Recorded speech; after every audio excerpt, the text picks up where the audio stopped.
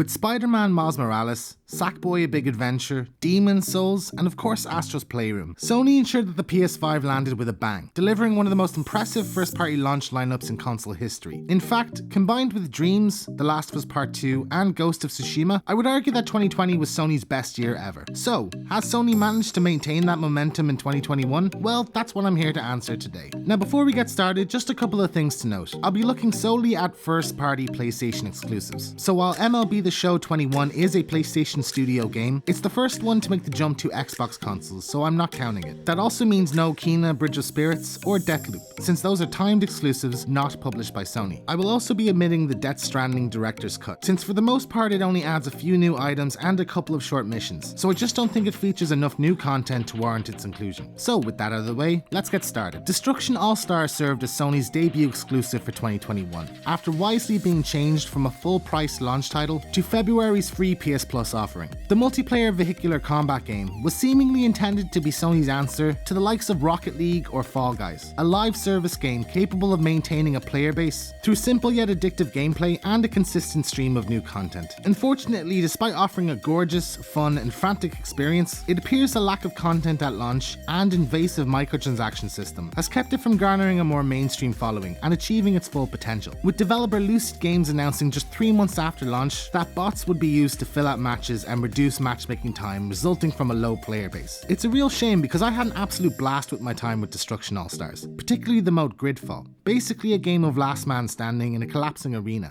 The feeling of adrenaline after ejecting from your vehicle at the very last second as it plunges off a platform was one of my gaming highlights of the year. The second first-party PS5 exclusive of 2021, and my personal game of the year, was Returnal. I absolutely fell in love with this game. The haunting atmosphere, the visual design of Atropos' ever-changing biomes, the eerie synthetic soundtrack. Presentation-wise, Returnal is easily one of the most stunningly impressive games I've ever played. The game also features, at least for me, one of the most intriguing narratives in recent memory. I was glued to the screen, hanging on every bit of information I could find in order to piece together the answers to the mysteries of Atropos and Celine's stranding there. The PT-esque first-person horror sections were also a nice touch. Returnal also features some of the tightest controls I've ever experienced. Running, jumping, dashing, aiming, and shooting all feel smooth as butter. You can really tell developer Housemarque made an effort to guarantee that if you die, it's your own damn fault. It may be hard, and I mean bastard hard. And of course there were some moments of frustration, but that feeling of satisfaction you get when you barrel through a biome you've been stuck on for days is almost unparalleled. Returnal is a masterpiece, and has truly cemented Housemarque as a AAA developer capable of standing side by side with fellow PlayStation studios like Naughty Dog, Sucker Punch, and Insomniac. Speaking of Insomniac,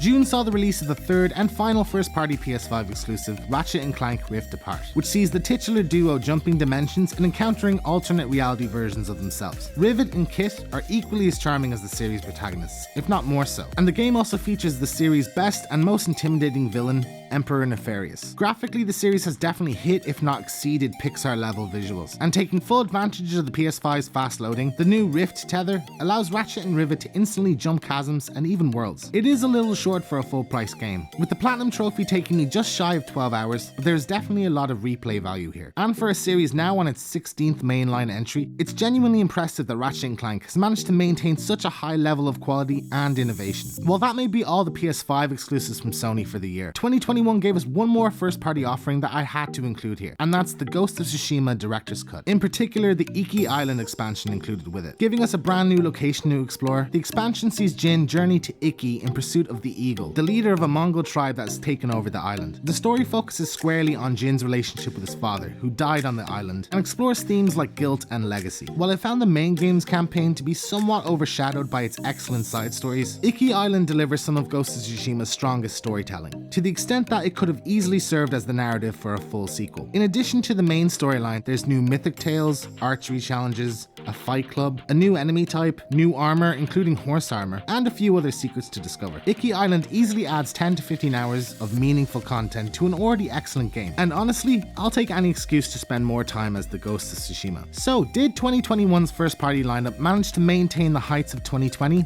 Well, No, that's not to say there weren't moments of greatness. Returnal in particular ties with Demon's Souls as my favourite game on the system. But taking the year as a whole, there just wasn't a whole lot from Sony this year, or at least it certainly feels that way. I think largely because their two biggest games of the year, Returnal and Ratchet and Clank, both launched within 90 days of each other. Additionally, this is the first year in as long as I can remember that we didn't receive a major release between September and December, though that's almost certainly a slot either Horizon Forbidden West or God of War Ragnarok was supposed to fill. So with Horizon, God of War and Gran Turismo scheduled, will 2022 fare any better for Sony? I'll meet you back here in exactly 1 year to find out. But in the meantime, let me know in the comments what you thought of the last year's releases and what you're looking forward to for the next year. And before I go, I'd just like to thank everybody who supported my channel over the last year, whether you commented, subscribed, hit the thumbs up, or even just watched a video. I really appreciate it. I've got a lot of stuff planned for 2022. With the Last of Us series coming out, I'll have plenty of content covering that, including more Firefly chats. I have an Uncharted movie review live show planned with a few guests when that comes out. I'm looking at maybe starting a more general PlayStation podcast. Horizon and God of War will be covered in some form, so it's going to be a pretty packed year. So thank you again for watching, Happy New Year, and I'll see you next time.